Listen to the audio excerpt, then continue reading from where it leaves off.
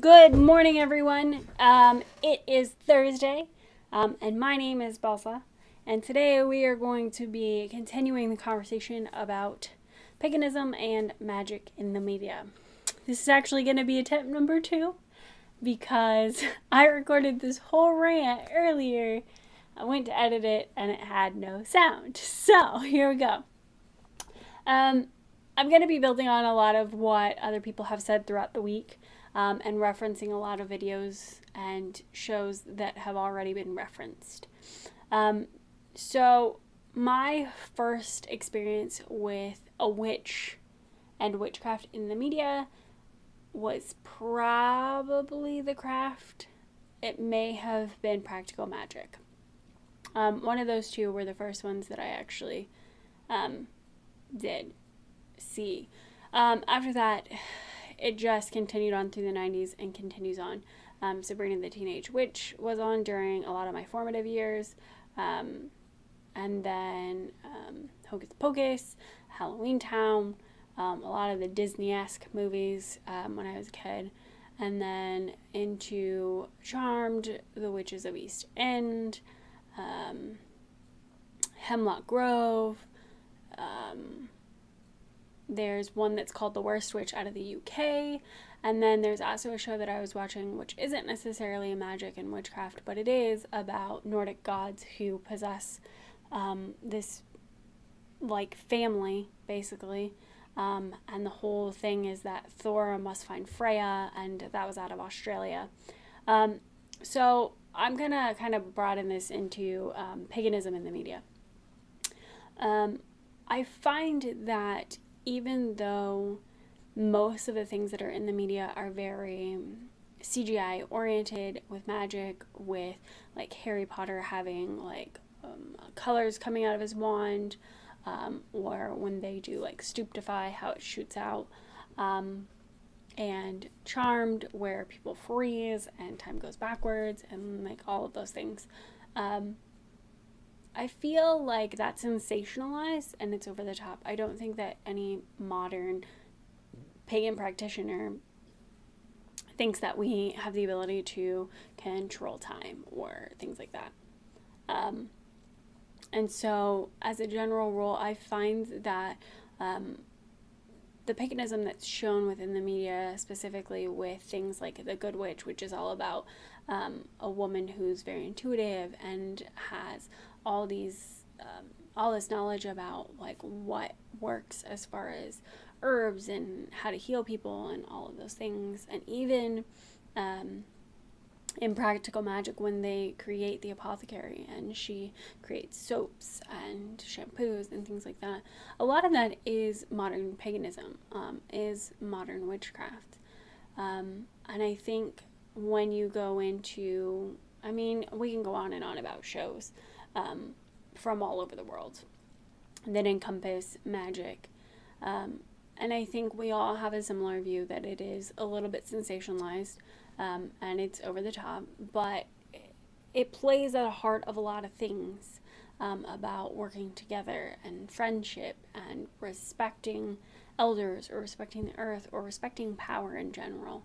And I think that plays through pretty much every single thing I've ever seen. And I, in fact, celebrate Hemlock Grove, who showed not only witchcraft within their show, but Romany. As someone who is Romany, Native American, and pagan, I'm really excited to see those changes. I think even as we move forward, we're seeing a lot of magic things in like superhero movies, like The Scarlet Witch and things like that. And I think that's a way to escape our reality. Mundane life has certain aspects to it which are not shiny and polished, and in all actuality they suck. And so I think that these fictional characters based on reality is what we need to escape. It's enough realistic that we connect with it and we feel with it. For a prime example, The Magicians just started over their 3rd season.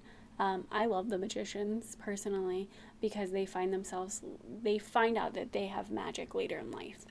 It's not something that they learn young. It's something they learn later. And I feel like a lot of people who are pagan find their practice later in life. And so I feel like that relates to a certain generation of us. So I'm going to move on a little bit, and we're going to go into social media platforms like YouTube and Instagram and Snapchat. I don't really do Snapchat, and I try to stay away from Twitter because the Twitter universe has a way of just sucking you into so much arguing. And there comes a certain point when arguing doesn't do anything. It's just a lot of wasted resources. And so, anyways, let's start with YouTube. So I've been in the YouTube pagan community for over 10 years now. And it started out with people like Charming Pixie Flora and Tiptoe Chick and Blue Fire Witch and people of that caliber. And Witch on the Rocks, who is now, her channel is now Samantha Valens. And people like that have the ability to not only, and even later, pagan perspective and starting out solitary and Mirth and Reverence and Pig Gypsum and all these other people who have played key roles in this community and formulating this community. It's not all sunshine and roses in here. I mean, sometimes we talk about hard topics. We talk about death, we talk about shadow magic, we talk about all these different things.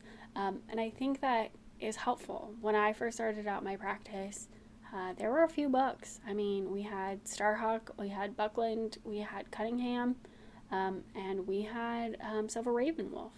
And those were the key players. Lori Cabot. Those were the key players.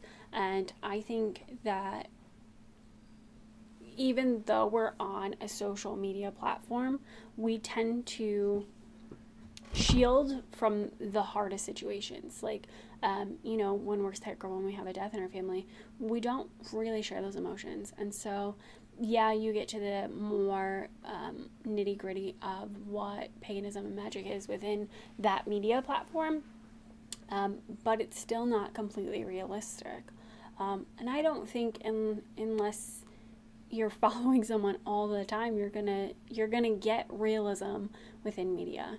And this is extremely prevalent in Instagram, where there's a hashtag, witches of Instagram, and it's all beautiful altars and cloths and new athames and stones and herbs. Look, I love things, obviously, as much as the next person, but our paganism in general, and I can't speak for everyone's paganism because it's a very tapestry, but my personal brand of paganism is all about the connection to earth, and the connection to the elements, and the connection to the universe as a whole on the grand scheme.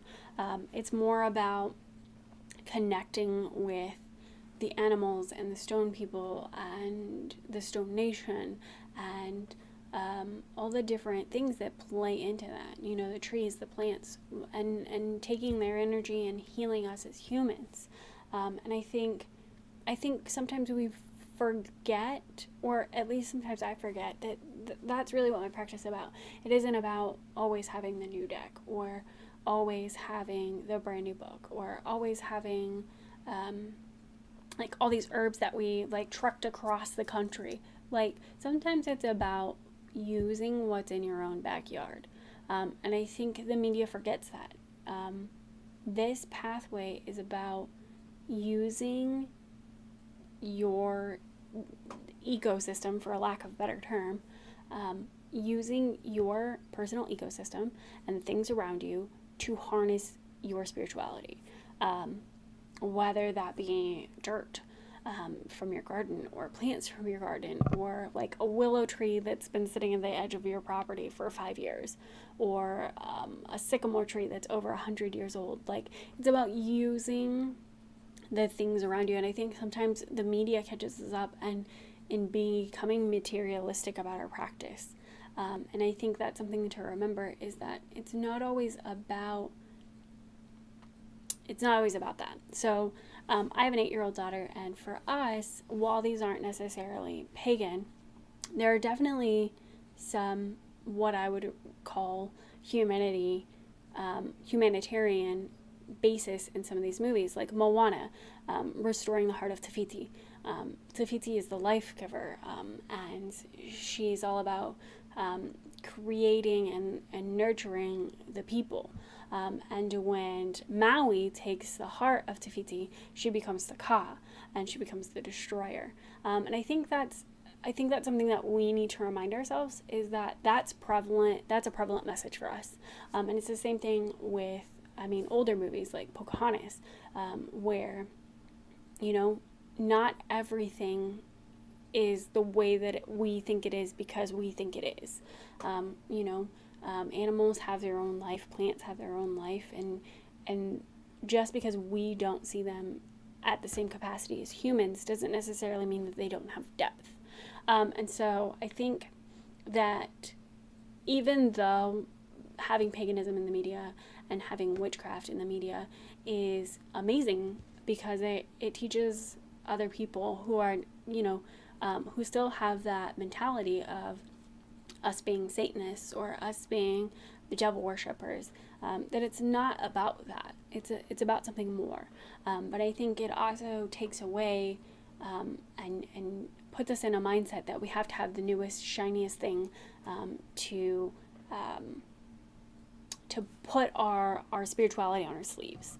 And so for me, it's always a continuous reminder that it's not about how many shiny rocks you have, or about how many tarot decks you have, or about having the newest and fanciest altar cloth.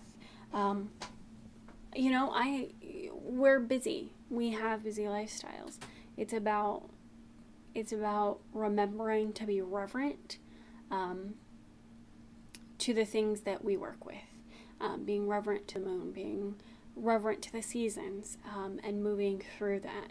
So, now that I rambled on for 13 minutes, I will see you guys next week. Blessings, and let me know in the comments below what you think about paganism in the media, and what are some positive influences that it has, and what are some negative ramifications for such a prevalent thing to be in our media as we go through into the next year.